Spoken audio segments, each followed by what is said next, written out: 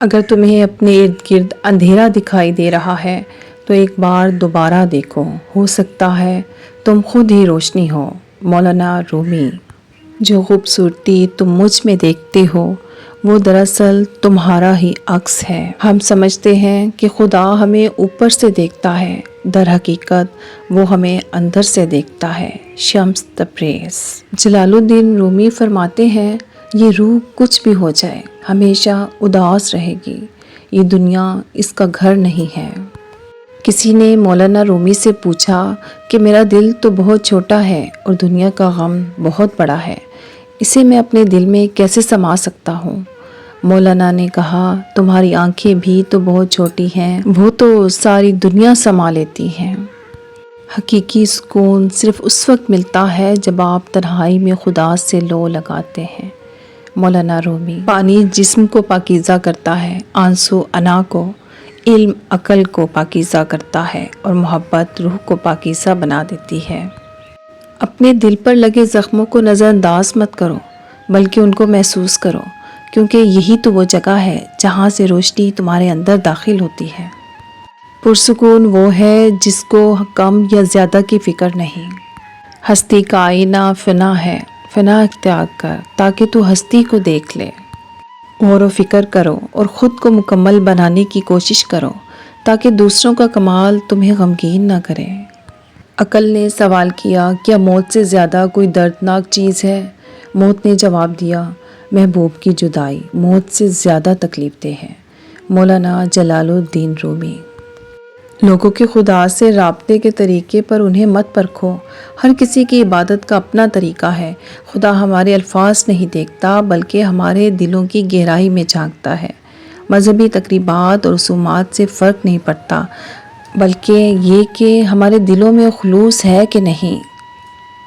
اپنے آپ کو چھوٹا نہ سمجھو، تم بے خودی کے عالم میں خود ایک کائنات ہو۔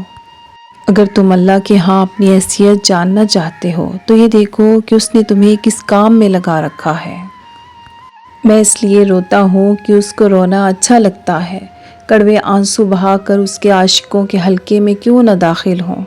حدیث قدسی ہے کہ اللہ کو دو قطرے بہت محبوب ہیں، ایک وہ جو اللہ کے خوف سے آنکھ سے نکلے اور ایک شہید کے خون کا پہلا قطرہ۔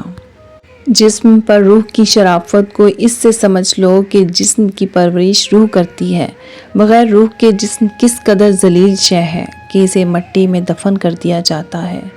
جسم کی وسعت 2 گز سے زیادہ نہیں ہے لیکن روح کی پہنچ آسمانوں تک ہے۔ خاموش رہو، صرف خدا ہی تمہارے دل کا بوجھ ہلکا کر سکتا ہے۔ وسوسوں سے پرہیز کر کیونکہ پرہیز علاج سے بہتر ہوتا ہے۔ تیرا کام صرف صبر کرنا ہے کیونکہ صرف اسی سے ذوق و وجدان پیدا ہوگا جس سے سب اشکال حل ہو جائیں گی۔ صبر سے روح میں ایسی طاقت پیدا ہو جائے گی کہ وسواس کی گنجائش نہیں رہے گی۔ تصوف میں صبر ہی تمام مسائل کا حل خود بخود بہم پہنچا دیتا ہے۔ گردن توڑ بخار، جس قسم کا بھی بخار ہو، سبز الائچی چند دانے 1 کپ پانی میں ڈال کر ابال کر جب آدھا کپ رہ جائے تو کھانے کے 4 چمچ خالص عرق گلاب مکس کر کے پلانے سے مریض کو بے حد پسینہ آ کر بخار ٹوٹ جاتا ہے۔ جوتے سے پاؤں پر دھبے پڑ جائیں تو یہ ٹوٹکا آزمائیں۔ اگر جوتوں کی وجہ سے پاؤں پر دھبے پڑ جائیں تو اس کے لیے 4 بڑے چمچ گلیسرین میں 1 بڑے لیموں کا رس ملا کر کسی شیشی میں رکھ لیں۔ روزانہ ایک مکسچر سے پاؤں کے دھبوں پر مالش کریں، بعد میں پاؤں دھو لیں۔ چند دنوں میں پاؤں صاف ہو جائیں گے۔ جب آپ رب سے محبت کرتے ہیں تو وہ آپ کے دلوں میں انہی لوگوں کو بسنے دیتا ہے جو آپ کی محبت کے اہل ہوں۔ ابن العربی۔ تمہاری پریشانیاں تمہاری بے ادبی اور ناشکری سے جڑی ہوئی ہیں۔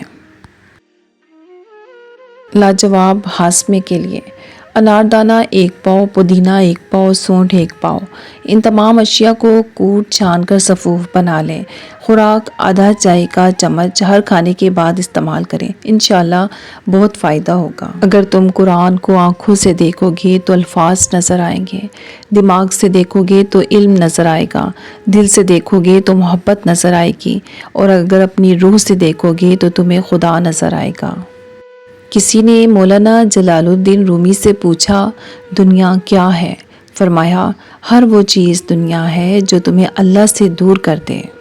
अगर आपको हर मादी चीज़ की कीमत मालूम है मगर अपनी कदर मालूम नहीं, तो इससे बड़ी बेवकूफ़ी क्या होगी। दुनिया को धोखे का घर इसलिए कहा जाता है कि यहाँ पर हकीकतें उल्टी नज़र आती हैं। तुम इस दुनिया में रहते नहीं हो, बल्कि तुम यहाँ से गुज़र रहे हो।